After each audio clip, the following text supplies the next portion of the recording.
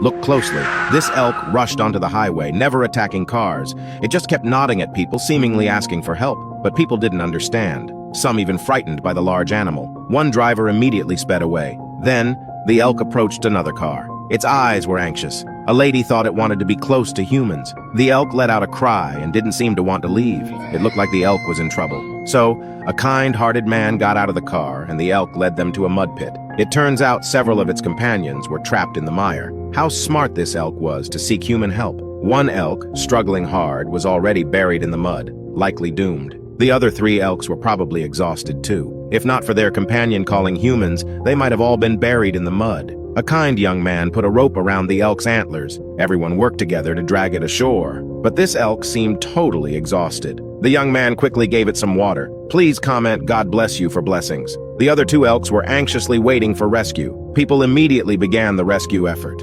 Dragging in the mud was easier, but this adult elk weighed several hundred pounds. It took a lot of strength to drag it ashore.